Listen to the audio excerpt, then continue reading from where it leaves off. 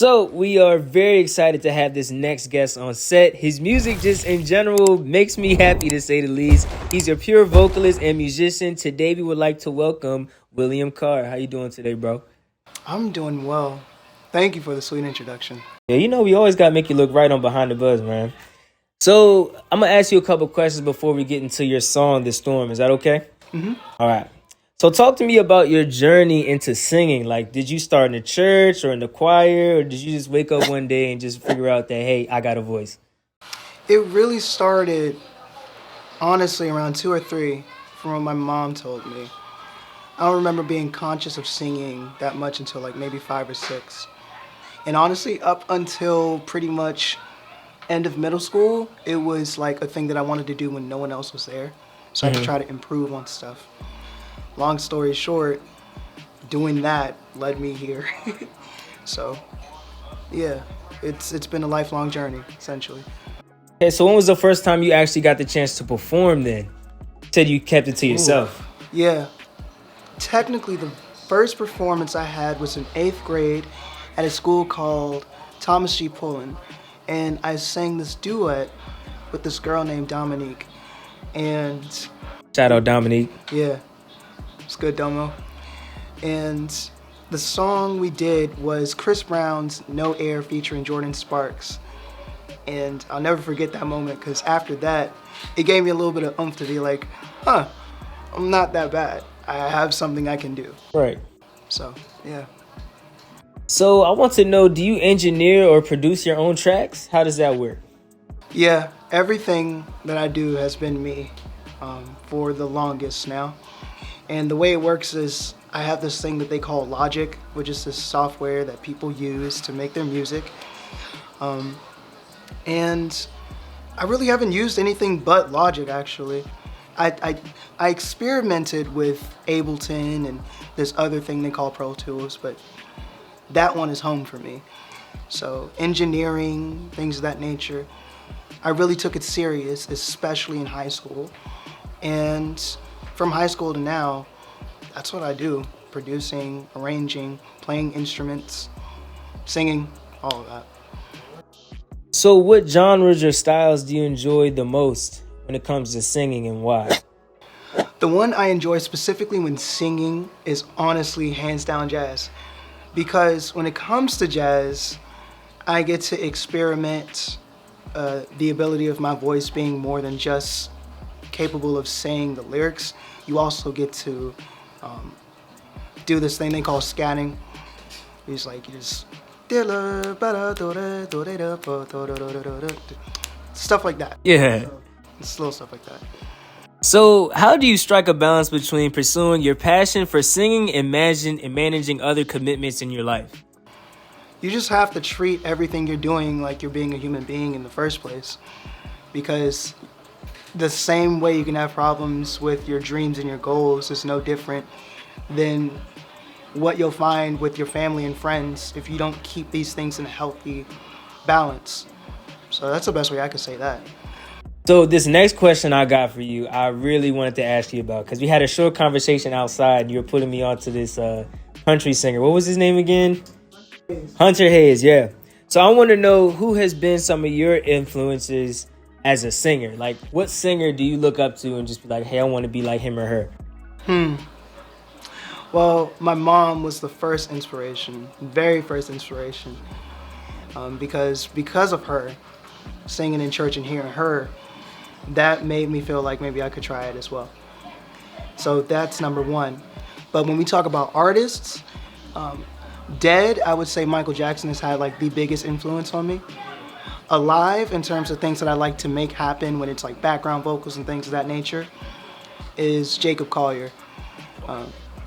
Yeah, so. Do you enjoy Michael Jackson as a performer or a singer? I feel like there's two different things, or just like the whole package of Michael. The best way I can answer that is yes. Yeah, it's essentially both. Because, like, I don't know, I feel like he was the kind of artist who knew he was so different and knew that he wanted to be different, that I think if you just like take one element, you can't really say that he's necessarily one of the greatest vocalists, even though he did do a lot of great things vocally.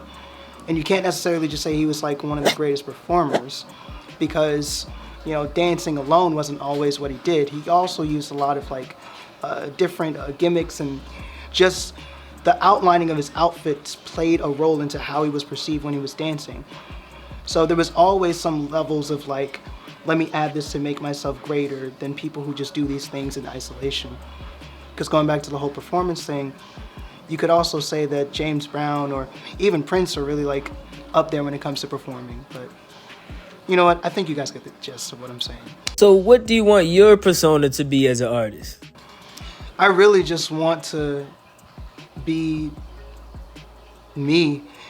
And I know that sounds really vague and kind of like face ass-ish, but like what I personally mean at this point is I want to be able to like get up on stage and sing, have that who's that girl I think about a lot? Oh, of course, Whitney Houston. I want to have like the stage presence when I'm still like Whitney Houston, but when there's a good song that I have that my band plays, I want to give it that Michael Jackson feel. So I hope that answers the question. So wait, you just threw in another whole different aspect. So you got a band now? No, not officially. I'll say that. Not officially. But I have played with people and I've had them in consideration and I need them to respond. So, okay, yeah. yes. Yeah. So William's Carr Band, we need you to respond to William so he can continue making this great music that we love to hear. Thank you. Next question, sir. So what are your short-term and long-term goals as a local singer, and where do you see music taking you in the future? Oh, I think because I've actually been in the zone, I think there's no way I'm really going to fail.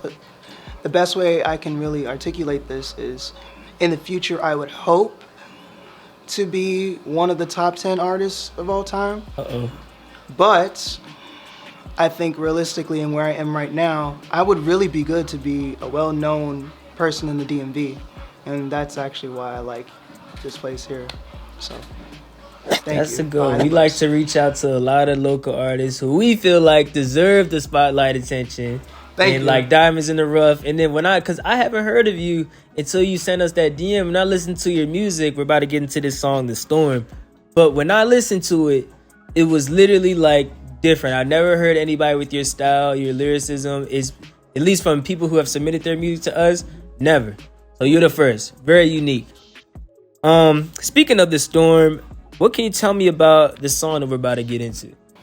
So the song is really about it's really one of the common things that happens in relationships, where you get into a fight, whether it started from something small or it was already big and you just had a fight. This is the idea that as long as you continue to have conversations, there can be a midpoint where two people who really do love and respect each other can make a relationship work. But it also can't, and that's what a storm is. So you ready to get into the song? Definitely. What's up? My name is William Carr, and we're about to get into The Storm tonight. The reckless seas, a tide and breeze could kill all of the work we put in, cause us sink. What is the metaphor that you're using that compares the storm to this relationship you mentioned before? How does that work? So, and it's really funny because it's really just all inside the song itself. But, you know, the storm in the song. Okay, I gotta put this. All right, so in the verses, you'll hear me talk about certain things like, I can wear a coat, sail the winds of change. Wear a captain's coat and then work right through the pain. I know I could do this by myself, but I need help. When I'm thinking about that and putting that into the lyrics, I'm talking about how me in my position being in a relationship, I felt that I've put on a lot of things to try to make something work with somebody. And in the same way that you have to operate a ship, sometimes it's good to have the team, you and at least another person, guiding your way past the point of the storm, which is that feud that you have. And it can't work if only one person, even if he's the captain, is trying to guide the ship. You know what I mean? Yeah. I'm trying to see you, babe, but I can't reach you, babe. So what's the story behind this lyric? Because now we're starting to see that evidently there is something going on between you and your significant other or whoever that may be. So I just want to ask you is what's the story behind that bar in this song in total? So where did this come from? Yeah, I'm trying to see you, babe. That's really just me saying, like, I'm trying to see into you. Like, I'm really trying to understand where you stand on this issue we're having that could ruin what we've built if you don't come out and just tell me, be open. That's really what it is. Yeah. I could see the winds and all the waters that can drown us deep. So my question to you is, what are some of the things in your past that you've seen that has ruined relationships for you? Definitely lack of communication. And just not keeping the clarification, like consistent with me. Like, it's, how can I put this? The winds and all the waters that can drown us deep, you know, it's just that, for real. The simplest things that we could be working on to make things better. Yeah. Do or die, we could survive. Can you break that down for me? Yeah. This is the last night that I'm going to have this conversation and hope that you open up to me. Because after this point, the relationship is dead. It's done. It's done. So what was the conclusion? Because I hear that this is a story. So did this relationship have a happy ending? So the entire track, because the one I'm releasing isn't even the entire track. But, and I guess, you know, it doesn't matter. I'll say it. You guys can know.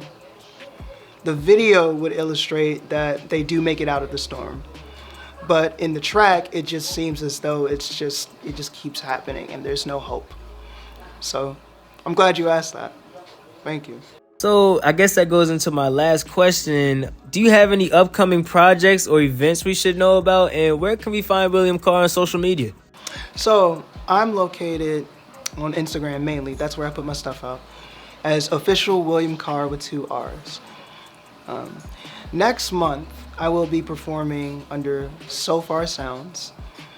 I will be doing a show, I believe, September 9th, and then another one in September as well. I'll keep you guys informed. But in the meantime, please like, follow, subscribe to my YouTube channel, because I post content consistently these days. And I really just want to know how I make you feel with my music and my artistry. So, yeah.